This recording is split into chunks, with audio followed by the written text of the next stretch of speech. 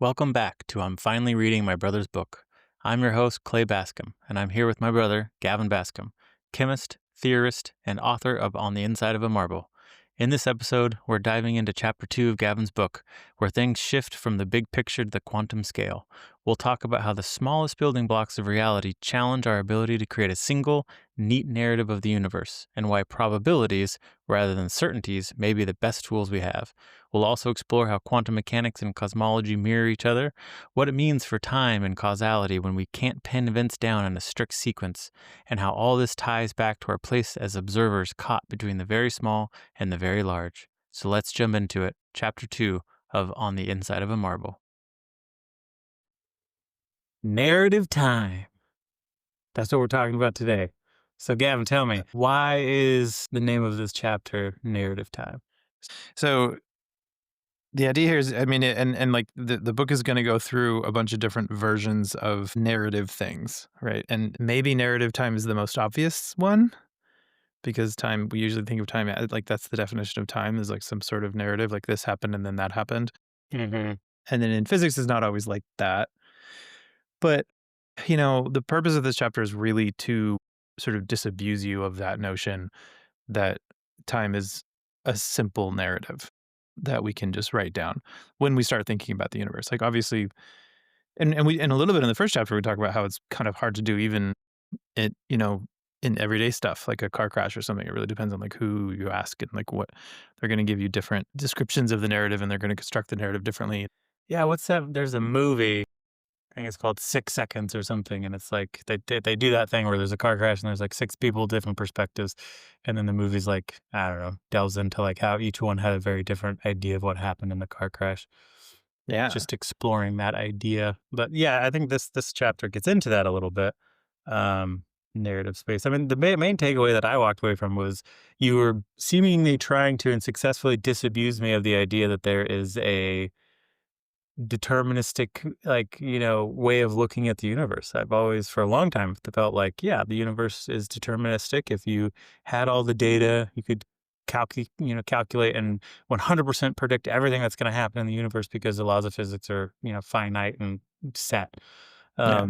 But then the more you actually go into the science and realize how much of the idea of determinism and like you're saying narrative time or narratives in general are just not that's not how the universe, it's not how we understand the universe, it's not how how we talk about the universe in math, and not how we talk about the universe in science. Well, there's kind of two things there, two different things. And the first that we talked about a lot last time is this idea that like the ancient Greeks gave us, which is the determinism of laws, which is if you have enough information, you can just sort of predict everything with 100% accuracy. And I think 20th century math has proven that's not true. That was last topic. But the one here in the chapter that I make here was kind of a slightly different one, which is that even though we can write down good narratives for things that have happened to us in real time, and that's like at the heart of relativity. Like if you have somebody in your same reference frame, you can measure time and it works. The point of the chapter here also is to sort of say that this, when you try to look very far away, that idea breaks down really quickly also. Mm-hmm. And it's not just that the laws can't predict it, it's also that we can't observe a narrative. Right. And that's the really big idea of this chapter is like, is it possible to observe a linear narrative in time that goes all the way back to the beginning? And the answer to that is no. Well, I try to come up with some examples, some thought experiments to help you understand that, right? But Like, the answer is no. well, I don't think that you can, but we do it all the time. All the time we talk about the Big Bang, and then in the Big Bang that gave birth to particles, and then the particles gave birth to galaxies, clouds of gases, and then the clouds of gases gave birth to stars, and those are the heavy elements, and then those get shot out, and then we all were formed based on that. And like somewhere in that narrative, things start to coalesce, and we have like direct evidence of how it works. But most of that narrative, and from a relative timeline perspective, is kind of made up, right? Okay. It's like we observed something very, very hot at the very end, as far out as we can see. We know that things that are far away are also old, so that must be the oldest thing that we can see. And then we can also see like galaxies. So we're like, jumping, and we can't really observe anything in between. And that's where like that's what James Webb is trying to do right now. It's trying to observe the stuff in between. But if you stop and think about it for a second, it's like, well, that's a really big sort of dark gap in the narrative to like fill in with stuff that you can't really measure and can't really understand. So, in the book, what I'm trying to say is, and the first thought experiment is to do this freeze frame thing of, idea of the universe. And it gets a little technical. It's not that bad, but like basically like if you can observe, let's back up a little bit. I was talking about the narrative of the universe. Yeah, you freeze frame the universe, take a Yeah. snapshot. Yeah. Take a snapshot. Now we should be able to write down narratives of things locally. Like this atom is moving in this direction and it's going to hit this other atom and they're going to like fuse together. And this is the classic problem that people studied for the atom bomb, like in physics, got like a big boost of money in the 40s. But like and this gets down to what we call integrators. But like, so basically this works. You can it sort of works if you're like close to the atoms that you want to observe, but it gets really hard if you're trying to see them far away. Like if something is Mhm. far away, then they also were like not moving in the same direction as you, and they like have a different um, reference frame. And also because of relativity, like their light is spread out a little bit in a way that means you can't actually know where they are. And if you do know where they are, you can't know how fast they're going because we freeze framed the universe, right? Right. Uh, so it's like a way of building in the uncertainty principles without actually needing to have it as like a postulate. And then the next experiment is to say like, well, let's think about it about something like what about a galaxy? Like what if I want to know that there's going to be a feature of galaxy X that I want to be able to sample, but by the time I get there it's going to be gone.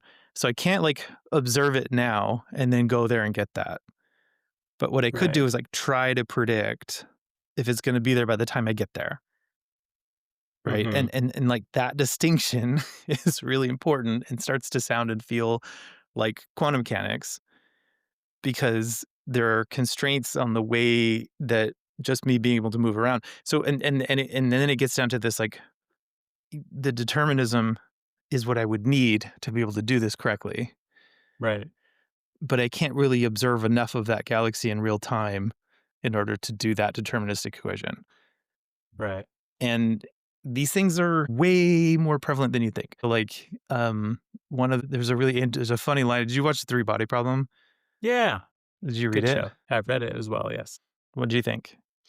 I really enjoyed it. I thought it was some of the more better, closer to hard sci-fi that I'd read. A lot of really interesting ideas. I enjoyed the way he tackled the problem of traveling really far distances. Really interesting. The main premise of the first book, I guess I would say, is that, if you're an intergalactic species and you're traveling to another world, your technology more or less freezes the second you leave your world, and the technology in the world you're going to is going to keep going. So at the time you get there, even if you're currently technologically better than them, by the time you get there, they're going to be technologically more advanced than you. How do you deal with that? It came up with a sort Right. of kind of silly, we de-dimensioned an atom and was able to redimension it and send it to Yeah. burn make scientists kill themselves. That was a little weird, but it was an interesting idea. But anyway, sorry to derail No, no, you. no. That's like because that's like the semiotic drift thing. It's a different way of thinking of the same kind of point that I was making the other chapter, which is like there are real constraints in terms of travel and information inference. Like if I have a piece of technology and it's working, but then when I go out and I can't develop it while I'm on the pathway there, right? So there's this sort of weird dilation in terms of the causal inference, and the causal inference is the determinism version of the universe where I can if I have enough information. Here's another way of putting it: if I have enough information, I can make anything happen. Right. Right? If I had all the information in the world, could I just go out and engineer anything I wanted to see? And is that That's a good point. possible? Like, because that's what determinism requires to be true if you have a Right. fully deterministic view of the universe. And it's just not how it works. So we have to abandon that and think about it in terms of probabilities. Yeah, I like the example that really took it home for me in this chapter was the marble. So you talk about a marble and you say, okay, you're looking at a marble and you're going to put pressures on the marble in order to crack the marble. If you're taking a narrative view and a deterministic view, if you knew every position of every atom inside the marble, you should be able to decide, okay, if I put pressure here, it's going to crack along these atom sets or whatever, and this is what's going to happen. And you can be able to determine beforehand, if you have enough information, exactly how the marble is going to shatter or break apart. But then as you get more and more detailed into it, it's like you start getting into, okay, well, when is a marble actually crack? That's a whole sort of like, What is a crack what is what is a from a crack? You molecular perspective? Yeah. start getting into that. Like, okay, yeah, they have to come up with a very strict definition of like, okay, this is what a marble is. This is what a cracked marble is. This is what a This crack is in a what marble space is. between marble atoms is, It because begins there's to, already space between the marble atom, right? Marvel So Adams, yeah. But more interesting to me was that, like, basically, with our current understanding and model of science,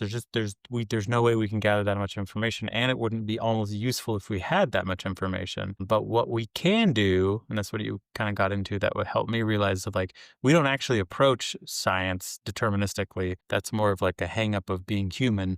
We approach science from a probabilistic way, right? We can say, okay, by using math, we can come up with probabilities of like, okay, most likely if I put pressure here, and I like the way you talked about it, how it's actually after the fact. Really, what you have to do is you have to take 1,000 marbles and break them yes, yes, and yes. watch what happens. And then you can come up with a probability Then you can skew and be like, measure okay, I can come what's up called the with like a prior. Yeah. 98% or like, probability that it's going to crack in this way if I put these pressures in this way. And that's what science actually is. And that's what we actually 99% of the do. time it does Yeah. that thing, Um, which is different. and yeah, which is different. So that really does change the way if you're thinking from like a layman thinking about the cosmos and trying to understand things like the Big Bang. It's like, well, no, it's not a narrative.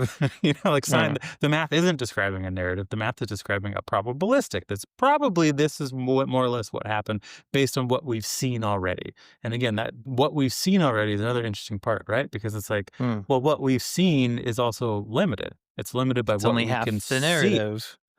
Yeah. And so it's like, well, anything outside of what we can see, like if there's something that light doesn't shine on, Right. tough, But tough. then what is light? Which Well, is that's a whole another nother ball but game we can get that's into the later. direction we're going in, and I so, like, okay, so to continue with that idea that when you're trying to break a marble, you say it's almost always easier to measure the thing you want that you're interested in, and then measure it a bunch of times, and then count up how many times it happened, how many times it didn't happen, and then try to understand what are called initial conditions to what led to that outcome. And by the way, the initial conditions, I was bringing up three body problem and I forgot to bring it home, which is they say in the book, the three body problem famously has no solution. And that Right, always when it's cracked me up because what because they it mean is absolutely does have a solution. there's no like, what is it called? Like analytical solution. So there's no like one equation, master equation that you can write down that would give you infinite like predictability. But you can Which you absolutely solve a three body problem. It's just right. So, yeah, to piggyback, so it's like you can solve a two-body problem with an equation without knowing the initial sort of. parameters. That's also like kind of a That's misnomer. Like Newtonian's because you only laws of you physics. can get pretty good predictions because the motions are periodic, because the Mhm. orbits are stable. You can say, again, it's all probabilities though, but you can just say the equation will do a pretty good job of describing where it's going to be at any given time because it's so periodic, right? Right. And you just Whereas need you to know. And so then we say, oh, this has a solution. Whereas three body problems, it's like without having it's the same physics. It's all the the same initial equations. parameters, But but you if need the initial conditions. it's that the outcome is chaotic, Right. which is to say, for any like, there's an infinite number of starting conditions that will lead to an infinite number of end conditions. And if you just look at the starting and ending, there's like really no way to map between those two, except for the narrative, Right. right? And that narrative is different every time, depending on every starting condition. So and I wanted to bring that up because I wanted to say like I don't actually want to completely let go of the deterministic view of the universe. I just want to Right. It's contextualize it. useful. Yeah, I just want to say like it's not the sort of teleological endpoint that we all assume it is. But you still need to understand that there are versions of this where you have to like seed a calculation. You have to like, okay, what are the initial conditions that I'm going to use to like run a really big long inference? And, not to bury the lead, my theory is that like light is just one really big long inference. Like light is just information. It's just the act of deducing where something was at a given time. And that's why it has all these funky properties of like the fastest you can do it is the fastest inference you can make has to do with how fast the universe is expanding and moving and doing stuff. Um, Gavin thinks everything is information. yeah. Okay. I'm getting ahead of myself though. So we go back to the idea that you measure stuff after the fact. You break the marble, you break it like 100 times, and maybe there's a clean distribution, maybe there's not. Now like once you understand that you can sort of juice the probabilities, then you can do funny things like pre-crack it, right? You can like drill holes through the middle of it. And people do this in cement all the time. You like put a little divot in so that it will crack there because you know that if there's a divot there, it will crack there more often than it'll crack in the. But if you don't Mhm. put the divot there, you have no idea where it's going to crack, and that's like juicing the probabilities. So in quantum mechanics, and this is where we get to later in the chapter, like, well, not to go that far again. So the next analogy that I get into is this tornado stuff, right? Yeah, and the tornado. So maybe you give what you got from that Okay, analogy so first. yeah, so first you talk about like, okay, if you have like an alien looking at a tornado and he's like really interested in what a tornado is, the first thing he's going to do is like, what is the tornado made up of? It's made up of wind, water, and dirt, essentially. Maybe some other stuff, but like mostly that's it. But there's wind, water, and dirt everywhere that's not in the form of a tornado. And so it's like just by breaking down something to its basic parts isn't always going to be the answer. You also have to bring in things like velocity, temperature, things like that. And then once you bring that in, you'll be able to kind of better understand, how. Yeah, that like the essence of the tornado is not in air, dirt, and water. It's like how they're moving Mhm. at a given time, which is a particularly deterministic thing, right? The Right. tornado was not there at one point, then something happened and there was a tornado, and then it was gone. All the same stuff exists before the tornado existed and after it existed. You still Yeah. have dirt, water, air, right? It's This what just doesn't what's hurting this analogy for me is I actually don't understand what causes tornadoes. So I'm like, yeah, wait, that is weird, right? Like, Yeah, I there's don't think I understand it that well either, but it has I to need do to with, ask like, my wife. a She's a hot geographer. front and a cold front, like, hitting each other, and then, like, the air Yeah, mixes I in a know I certain know way. I know it's a temperature differential that usually Mhm. causes those things. So, like, for instance, I know a tsunami, not a tsunami, that's an earthquake underwater. What's the Yeah, other one? So hurricane. yeah. Hurricanes is hot water and cold water basically hitting each other. And so you need both, I know. And also, Mhm, like, I think the temperature in the air has to be the right thing. And then mhm. you get this sort of thing starting and a lot of movement and then builds Right. up. I don't totally understand. I Yeah, do know that they talked about nuking them. That was kind of silly. The I you don't remember it was one of the guys that worked with what was the main guy? They made a movie about him. I have no idea. What was that movie that came out recently? We'll have to cut that. No. To cut About me not nuking a remembering. tornado. No, that part's good. No, there was one of the guys who worked on the atom bomb from World War II that went to that New Mexico and everything. Oh, you're talking about He Oppenheimer. Oppenheimer, one Yeah, of the scientists that worked with him, he kept wanting to make bigger and bigger bombs. He was like on right. that train, and he wanted to like use them for lots of different things. I forget his name. And one of the things he proposed is Teller. like, what You're talking Teller, I about think it was, Teller, yeah. yeah. He wanted to nuke hurricanes because he thought like if we sent enough nukes, we could probably like disrupt it and stop it. Not that there's some other problems with just throwing nukes at Mm, weather patterns. yeah. Well, there's uh, a deep connection there between big weather patterns and, like, the early atom bombs, which is where a lot of this, like, research actually originates. It's, yeah. like, fascinating. Anyway, but yeah, so tornadoes, something about the differential. But yeah, you brought it up with tornadoes for a very different reason. Right. What was the analogy you were going for? I Yes, forget. okay.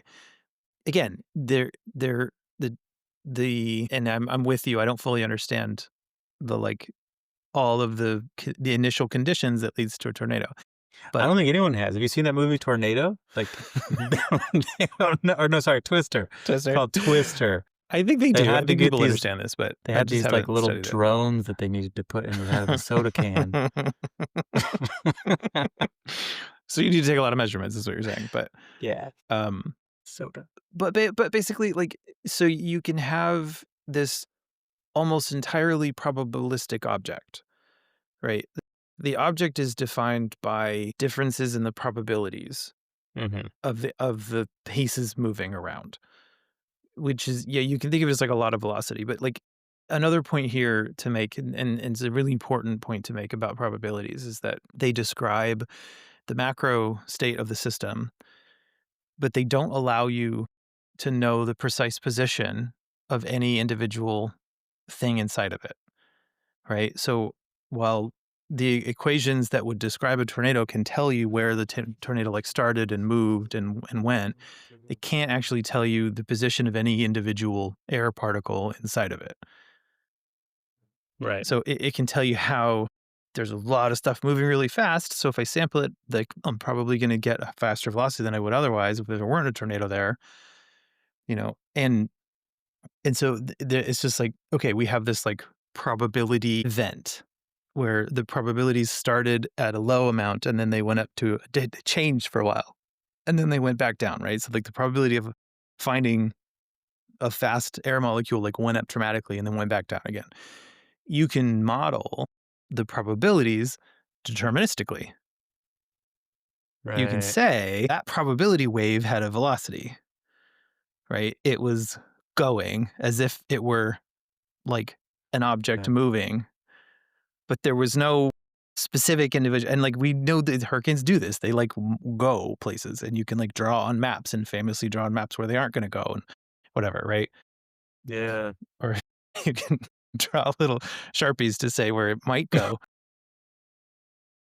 To But be like fair, sometimes we do get that wrong. Sometimes the we do, models, it's hard. It's hard. it's such a, they take hard left turns and like, ah, crap. Yeah. But the thing I'm pointing out is that there's this really interesting mathematics where you can say like there are waves of probability that we treat as deterministic objects. And as long as there's a medium, this is okay. Like that's okay because we know that air moves in a certain way and we like understand how the air interacts with each other and we understand there can be hot, cold, or blah, blah, blah. So you like all rationalize it and you're okay with it. What quantum mechanics says and what we figured out when we first figured it out, the guys that wrote down the equations like hated it and sat on it for a long time because it just didn't make sense and it didn't seem correct. God You have doesn't to roll dice. flip this whole thing and say you can measure the position of a particle and it will be a particle every time, no matter what. It will always measure as a particle, but you can never measure it until after the fact. Like you can never know where it was until it's measured. The same way that you can never know where the crack's going to happen until you actually see it Right. in the marble. And if you do that enough times, you can write down a probability wave. So the atoms themselves move around like tornadoes. Just Like crazy. they're not they move, we like use deterministic physics to model a wave equation of probability. And that is And that works. That it makes the math works. work. It makes it work and it explains all kinds of weird stuff about thermodynamics and it explains all kinds of weird stuff about black holes and like and it's this wildly different view of empty space, which is that it's sort of roiling and seething with virtual particles popping in and out of existence all the time. Because if you were to measure it enough with enough precision, you'd start to see them all over the place. Like, and we can't know whether there was one there or not until after we measured it. And there's only probability of where the atoms are. And that is, I guess, where the end of the sort of chapter goes, is just to say, like, this is what's weird about quantum mechanics. And this is how, like, even though the math itself, we're comfortable with the math, like every time you cook, you're using the same equations and the same sort of, like when you turn on the stove, there's a wave of heat that goes in from the bottom and then moves through the food and the heat moves down into the center of the food. And that's all modelable in very deterministic ways. But you can't tell the individual positions or velocity of any particular atom inside the food. Yeah. That's just Which is determined. Exactly, probabilistically. probabilistically. And Yeah. part of that, I think you were talking in the chapter about how one of the reasons for that, in the same way that we can't look super, super, super far away, like the birth of the galaxy, right? Like, I would do want to make a shout out to Andy Gaskell in the book. The Yeah. illustrations are Yeah, my fantastic. father-in-law. And so he has an illustration there of like a pregnant lady about to give birth to a galaxy. But it's part of a thought experiment. You're talking about how, like what you're saying earlier, how when you're looking at a universe or a galaxy really far away and you wanted to measure something, but by the time you actually left and got there, the thing wouldn't, it would have happened already. So you Yeah. need to know beforehand. Anyway, the reason I bring that up is because in the same way that that galaxy is really far away from us, in a very real sense, an atom is just as far away Yeah. and from like scale, if you will. Yeah. And so it's like, which is why, you know, I what I've kind of big takeaway for me is that like determinism works great in the time scales that we live in, right? So like, and from If you from a don't worry about relativity, but yeah. sure, sure, sure. Exactly. Like on Yeah, Earth, where right, I don't have to right, worry right. about relativity, Right, right, right, my exactly. my calendar year of like 12 months in a year, I wake up every day at the same time, whatever. I don't have to care about leap year. Like none of that really matters. Mhm. Determinism works fantastic. Whereas when you start looking at things really far away in cosmology or things really, really small, suddenly determinism doesn't really make sense. And it doesn't apply in the same way. Like you're saying, it can still be useful, but it Yeah. doesn't actually apply in the same way. And so if you really want to understand the concept of what's going on there and why, it's probabilistic, it's partly is because, well, it's because it's really far away, both in time and space, or, it's really, really small. And in the same way that's really far away from us in time and space. Yeah, and I think it's important to, like, keep that in mind, but it's also not, like, it's not the only part that makes it so strange, like, the phenomenon that I'm trying to, like, you know, continue to beat here, which is that, like, when we go to make a measurement, we're always measuring it after the fact. It's always like, "Oh, hey, I found one." We fundamentally cannot predict where things are gonna be.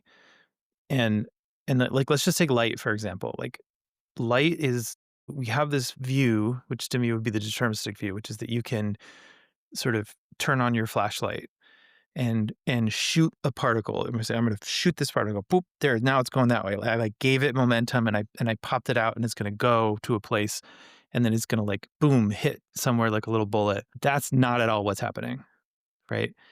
What is happening is that any two objects that are sufficiently close enough and have enough sufficient temperature will just spontaneously exchange energy at the electronic level, at the electromagnetic level. And when you notice that something is not the same energy as it was supposed to be, i.e., it like changed energy and I didn't push it, I didn't move it anywhere, and it just changed energy, you can then go, wait a minute, there was something happening there. Then you can like change the angle and do it again and do it again and change the angle a little bit more, a little bit more, a little more, and see if there's still or like, and when you get to a certain angle, that amount of energy that you're like detecting disappears. So you can then say, I know where the source of this energy is coming from. And it's like you're feeling heat from far away. And that's what a lens Sure. does. And that's when we measure light, we're actually just saying like, where is this energy coming from? Well, it has to be coming from over there because I can move my detector around and like, and I can make a curved surface and I'm still getting it. I'm still getting it. So then I can extrapolate backwards and say, okay, this thing is losing energy. And in fact, it does. It will be losing energy from that if Mm. it's the right distance away to like have be the focal point of where that is. And that sort of probabilistic inference is at the heart of why I think the universe is like a big, weird simulation, but not run by people. Okay, let's get into that. Simulation theory. So, my understanding of simulation theory is basically people saying, like, I don't really understand it, but like they are trying to say that because when you measure a particle, I guess it's like if you didn't know this when you're playing a video game, which is basically a simulation, the video game is only rendering the reality of the video game from what perspective you're looking at. And so, like, I've seen people do, videos of like, okay, this is what it looks like when you're playing a video game. And as your perspective moves, plants and, stuff Yeah. the world of the video Just game in starts time. populating just Yeah. in time for your view to get there. But then everything that's outside of your view just disappears. Right. Uh-huh. And some people try to say that, oh, because when we try to measure like a photon, And so when you measure it, it's a particle. But when you're like you're saying, you're not measuring it, it acts more like a wave and it's probabilistic. That means we're in a simulation because it's similar somehow or something. I don't really understand it. So, I mean, I think there's a couple things here that people talk about. Like, one is multiverse. And I think people do confuse multiverse and simulation theory, like, pretty, because they kind of go hand in hand. And like, multiverse is more of a, how can quantum mechanics be like that? How can a particle go in any direction? And how can it choose what path it took after the fact? And so then you say, well, it must have gone both paths, and there must be a different universe somewhere that branched off, and we just happen to be in the one that went this. And so then you have like all these branches, and that's like multiverse theory. There's a different version of multiverse theory but it's sort of the same thing, which is like, at the cosmology scale, if there was a big bang, and again, the initial conditions in the deterministic narrative view of the universe is such that if I changed a little tiny little big thing in that view of the universe, then I would have had a different universe. I would have had different fundamental constants. The curvature would be different. Gravity would be different. Like, so why is this universe special?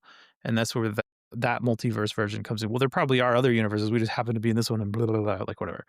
Um, I think the simulation theory has more to do with, if you run the math of how likely our universe is, it's so small compared to all the other universes that I could think up or that I could mathematically prove, that it's impossible that we landed in the right one. Like, that just seems too astronomically unlikely to be true. So somebody must have put us here. And that must Mm. be, and it's just like an old anthropic notion coming back, which I get into anthropocentrism a lot later in the book. But that, like, anytime I don't understand something, well, there must be a person doing it then, because I, So yeah, that gets into, I mean, yeah, that for me for a long time, it like, we as humans, one of the first things we did in our little tiny tribes was we made tools, right? And uh so we were makers. And so then we looked up and noticed a rock and went, oh, who made that? I made this.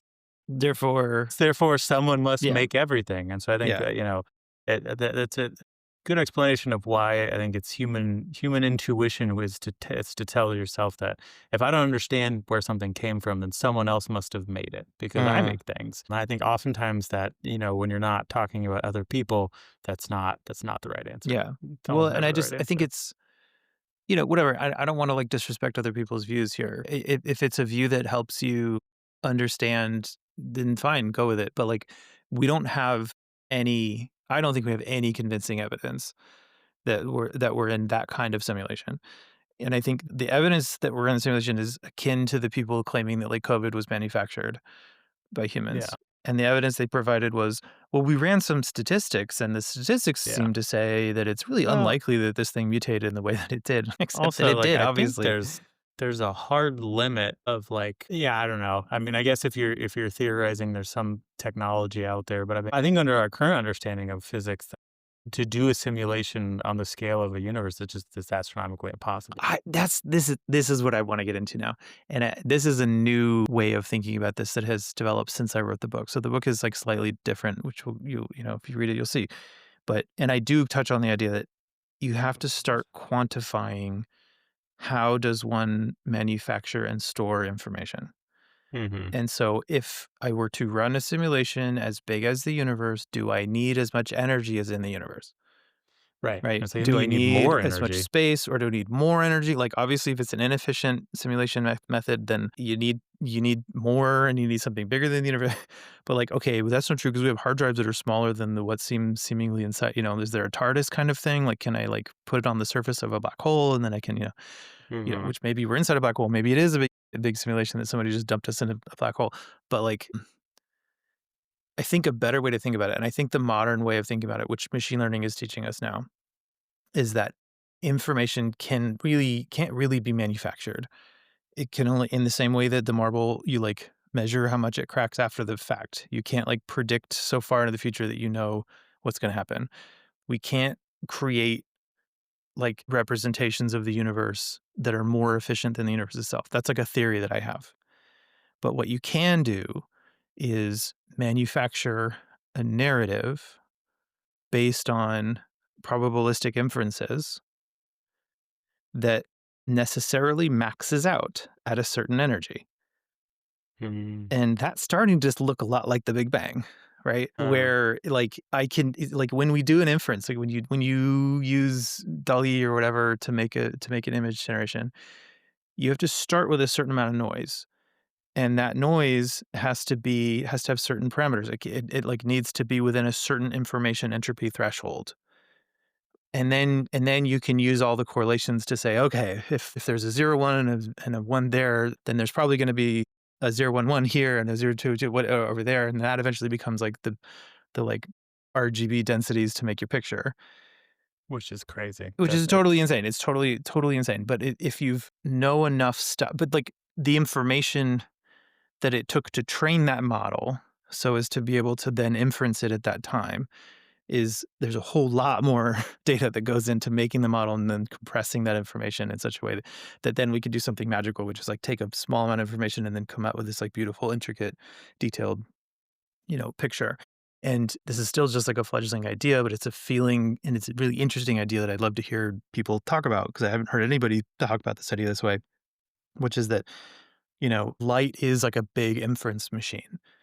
It is the most efficient way to deduce where things are relative to something else. So it's like a haptic thing, right? So if I want to understand the, like a painting and I don't have eyes, I could touch it with my hands. I could like run my hands along it and like feel all the divots and it's like, oh, this is this, or like let's say like a carving or whatever, a statue. And that's like a haptic, you're taking a haptic measurement. Mhm. Light is like a haptic measurement at the quantum scale.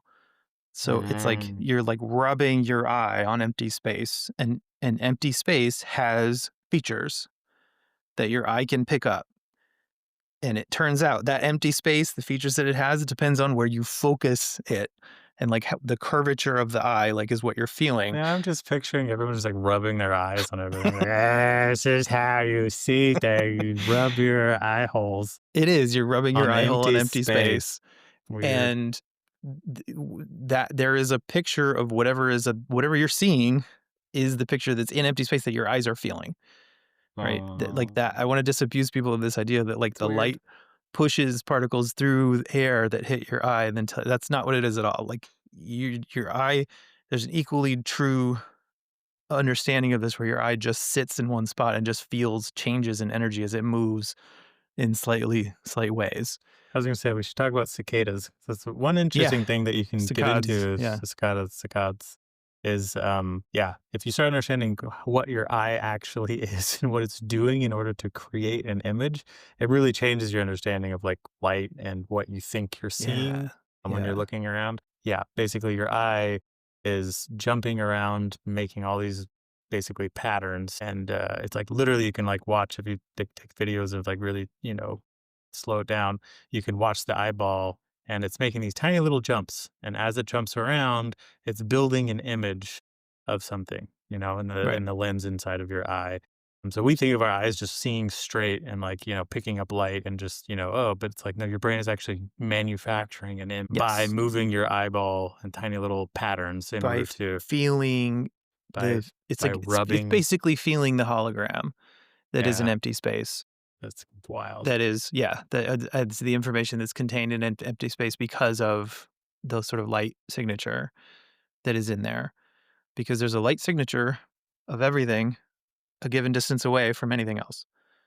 Like, that's just and that That's just signature changes how our depending on how universe hot the works. thing is and how fast it goes, and so that's you see when I talk about in the other this is like the crack in the marble, right? That, like, Right. light is the universe, like, sort of cracking, like, it's not it's not a cohesive, coherent object. It's bleeding information all the time through empty space. There's no medium. It doesn't need a medium. Doesn't need a medium. That's Not a need a wild. medium. So now let's think about it this way, and this is like a sort of a new thought experiment that I'm just coming up with, like, today. Like, say your eyes are doing saccades or whatever, and is there a relationship between how fast they can move and how far they can see? Well, certainly, like, your lens has to, like, be bigger and have more curvature to, like, pick out stuff that's further on the horizon. But if you want to distinguish between stuff that's on the horizon and stuff that's not on the horizon, you also have to like be able to like kind of move the eye faster. And like so so if you had an eye that's infinitely big and can move infinitely fast, what is the best thing you'd ever see? Like what's the most clear, most crystal picture you'd ever see? You'd Right. You probably could just see in, white light, you just hot, infinitely dense white light. You wouldn't actually see a real object. You'd see like just white this light. yeah, you'd eventually just like go to the extreme. And that's what I'm like just wondering if that's what the Big Bang is, right? It's not Hmm.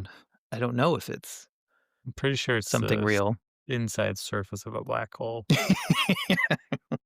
How we established that Or in the does it first make sense to say episode. it's the beginning anymore or something? That's what I'm questioning. Yeah, probably not. People really, really, really believe it. Like scientists, like they really, it's a deep part of a lot of theories and the way people, because you don't talk about quantum gravity in the way that people do. They talk about smoothing over the singularity. People talk about the big crunch. They talk about cyclical universes. You don't talk about that if this view is correct. Right. That there is no beginning. There's just the hottest thing that one could observe.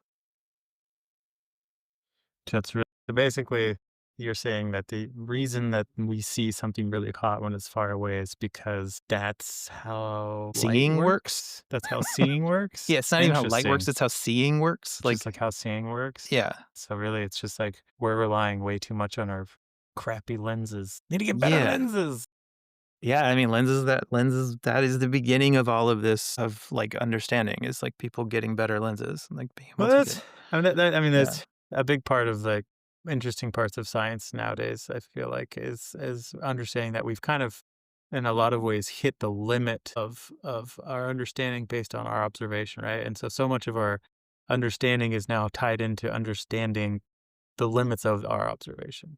Yes. We can't understand more because we're limited by what we can observe. Yes. And I think that is a distinction that a lot of people I mean, for a very long time before starting this podcast, I had this idea of determinism where it was like, oh, we're not really ever going to be, technology will break through or whatever. But I'm finding more and more like, no, there's like physical constraints within our universe that was not allow us to ever look past a certain or understand past a certain point Right. because we're trapped inside of our lens, right? Inside of our ability to observe. We're Um, inside of it. We're inside the universe. yeah, We're trying to observe. That's yeah, the book On the Inside of a Marble. yeah. Like, We're trapped inside of a black hole. But which is maybe yeah. if I jump into another black hole, that's the problem. If you actually go into a black hole, you're gonna be able to see the entire universe happen, right? Because like you slow down, and because the curvature of space is so wacky, Yep. I It get to is. see the end of the universe. I'm Yeah. gonna tell you if it's a crunch or not, but I can't turn around and tell you because that'll Yep. violate laws of That's physics. like highlights the causality part. Yeah, Yeah. pretty cool stuff. It is. It's I Actually, love the this stuff. going back to the three body problem, there's a character in that purposely jumps into a black hole because he wants to see what's going to happen. I thought that was a really cool idea. And then because of the way the laws of physics are, the image of him moving into it is trapped It's there, stuck for and forever. so like they can forever see him falling into the black hole. But oh, he's still there. He's still there. Oh, he's gonna be there Oh, forever. it's awkward. Uh, What was it? Were you asking me about Foundation? Did we talk about this in this? No, yes, I wanted to ask you, and I think the I don't answer want to is give any spoilers, but there is also black hole stuff in the new season. I haven't seen the new season yet, but yeah, that is cool. Well, I'm really enjoying the TV show. I never read the books. I probably should have read the books now that I'm enjoying the show. But one of the main premises of this TV show, and which was a sci-fi novel, is that there is a scientist in the far distant future who basically, using the law of large numbers, he has so much data now because societies have expanded and traveled throughout the universe and different galaxies. I think they're all in one galaxy, but they're all spread out throughout the galaxy, and he's been able to basically gather so much information on the histories of mankind's and their different rises and falls that he can now predict basically the future, not an individual's future. It's like traffic. He can't tell you what an individual car's experience is going to be, but he can look at the whole and be like, for sure mankind is going to fall and there's going to be, a destruction, and he predicts that, everything's going to end, and so he has to make something for like a phoenix to rise from the ashes. That's Mm. essentially the premise. It's an interesting question though, is as I'm reading your book and my understanding of physics is growing, the idea that one day we would have enough data to deterministically, dictate something like, Yeah. when society will collapse. I And don't think that's was Isaac ahead of his time, or is he just kind of science fiction? I mean, I think it's interesting that he calls it psychohistory, which, yeah, like, no, I still don't really fully understand why it's called psychohistory. But because it's stupid. it's psychic, like he's so knowledgeable as Oh, that's psychic. probably more what But it is. I was I like, don't because he's know. a psycho. Honestly, don't know. But yeah, I mean, it's just like he's this brilliant mathematician and he can see through the probabilities and blah blah blah. I mean, what I will say is like the distinction I'm making. I have friends that would probably roll their eyes at me and be like, "Duh, probability, yeah, obviously everything's probability, like nothing's really deterministic. And if you think that, then you're dumb." But like Shut he up, scientist. That's what I thought. but kind of more the point, and when I talk about tangling hierarchies, what's even cooler and more mysterious to me is that so many of our everyday phenomenon rely on sort of mixing and matching these two views, determinism and probability. Like I said, you can write down deterministic equations that govern probabilities, and it's a really neat trick, and it works really, really well. And so, when I hear stuff like psychohistory, I think like, oh yeah, maybe there's like a cool, you know, trick.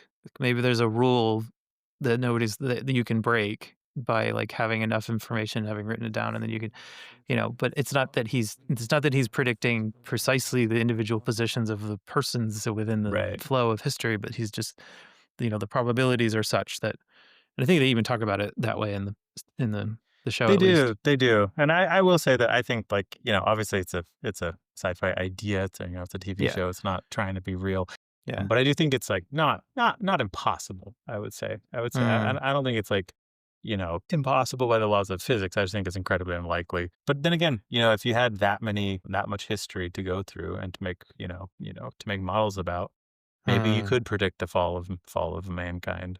Because in foundation, the idea is that like there's a global or a galactic empire, and he's basically predicting that this galactic empire will fall, Mm. and that it'll cause a war that basically leads to the extinction of everyone except for a very, very, very small number of mankind. And so he's going to try to leave something for that small group of mankind to rebuild, to Well, what I would say is rebuild faster. if you really could predict with that much accuracy the flows of government, you would just hoard money. Because, like, why wouldn't you just do that? Like, it makes me think actually, there's a really for a mathematician and physicists in particular, there's a really interesting sort of subplot of physicists and mathematicians leaving science to go work in finance. And What? I've never heard of that. myself included, I went and did like a short stint, and worked on Wall Street for a little while. And Wanker. like the No notes. I did not care for it, to be completely honest. But when like in the early 90s, there was a bunch of people who left and they were like, we're gonna make models of the economy. And then they're gonna be so powerful and predictive that we're just gonna start a hedge fund and the hedge fund is just gonna rule the world. And they all failed at doing that, at like making models of the economy.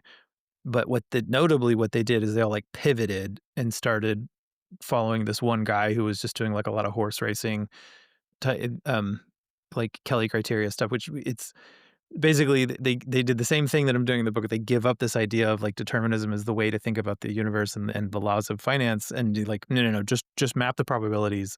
And if you can find all the probabilities, figure out how long they exist, i.e., like give some sort of determinism to them, and to predict when the probabilities are going to change, and then you can make money. And there's Yeah, I yeah, think a lot of hedge some funds do that people were successfully for short periods. fantastically successful doing that.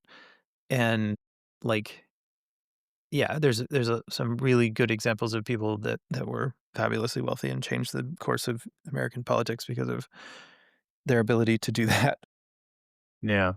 The thing that people don't tell you about the predicting the market though is that once you start making money, people notice you Yeah, because yeah, yeah, the yeah. It's when a you, it's a different thing, and it's even more like this story than anything else because once you measure it, and then as soon as you start exploiting it, it goes away. that's what I'm saying. So that's what I was trying to say. It will go Yeah. away because there's someone else on the other end of you making money, losing money. Mhm. Mhm. When you're buying and selling stocks, someone else is like, "Oh, I am suddenly losing a lot of Yeah. money." They're going to look into why and realize, "Oh, they're exploiting this problem." And the easiest way to do it is like, or the easiest way to see it is when people are doing just exchange rates for like, dollars to rubles or whatever. Like if somebody over here is selling 2 to 1, and this guy over here is selling 3 to 1, you're going Mhm. to go to the one selling 2 to 1 and buy as much as you can and then go sell it to And the then guy go sell selling it to three to the one. yeah, exactly. And Yeah, you're going to exactly. do that until the guy selling 3 to 1 goes, "Wait a minute." Yeah. Like, Yeah, yeah, why yeah, are yeah, and they're like, you? "Wait, why are you buying all this extra s?" And like, Yeah. oh crap, I'm losing money. I could have been selling No, 2 to 1. actually, Jim Simons is the guy who was the most, I'd say, successful at using math, like pure math, to predict and manipulate the market. But like his early successes were just selling futures. So he was mining the data back when you had to mine everything on like with Fortran, big giant computers that Right. took up a whole room, and was seeing that like, oh, logging companies always have to pay for storage at the end of their season because you have to harvest at a particular season, and so then they, like, rack up all the extra logs, and they have to put them somewhere, so then they have to pay for that. So then the price of the logs goes down. So then he just, like, bought futures at the right time. I bet that this is gonna go back up at this time. Like, this price is gonna go back up at this time because he saw the cyclical nature of how these prices were, and then, like, and just you can do that for oil, you can do that for all sorts of stuff, and then but as soon as enough people are doing it, then it stops being profitable because um like you say, market corrects once they realize that there's Yeah. somebody else steps in and says, "Well, I'll store your logs for a little cheaper than that," and then Yeah. the hedge opportunity Well, goes then away. here's the other question. Does the universe correct? Is that why the speed of light is set? Yeah, man. No, but that is something that I really think a lot about. Like, I think that the term universe means everything and it's like it has to be coherent and Sorry, inclusive. observable universe. Yes, but then the observable universe or just like space time, let's put it that way. Is space time something that is cracking and changing? And the answer is yes. And like anytime that the cracking and the changing and the self-adjusting is happening in the electromagnetic frequency spectrum, we call that light. If it's happening in just the pure electric, we call that charge. And then there's a couple other forces, and yeah. So I think that's how I think about it. Like and again, I have friends that are like, why they would be like, why are you trying to put physical understanding on this? It's just stupid. Like just use the math, just like read the math. And like I can't. In the same way that you want to be narrativistic and determinist, I want like a physical interpretation for every piece of physics that I come across. And if you're gonna be that way, then you have to be like you have to concede that like space time is some sort of fabric. Like it's like a and because it's not really a fabric, it's what happens when we take measurements. Right. But it that Trapped inside the lens. yeah, yes, yes. All right. Well, that's a good spot as any to call it. Cool. Thanks again. Thanks for coming. Right. And then you know what? If anybody's made it all the way here and you're interested in this, please just like reach out and comment, email, whatever. Mm-hmm. I really want to hear people's thoughts. Big gulps, huh?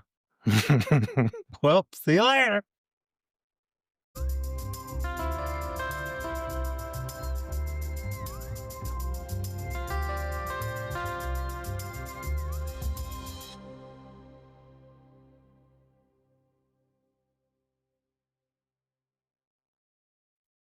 Thanks for joining us for this episode of I'm Finally Reading My Brother's Book. Today we unpacked Chapter 2 on the inside of a marble and explored how quantum mechanics complicates the story of the universe, where probabilities rule, narratives break down, and we're left asking how much of reality is built upon observation itself.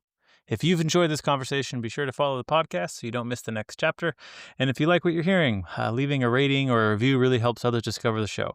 Next time, we'll keep following the book into even deeper territory, connecting the very small to the very big, and seeing how it all ties back to the question of where we fit in the universe.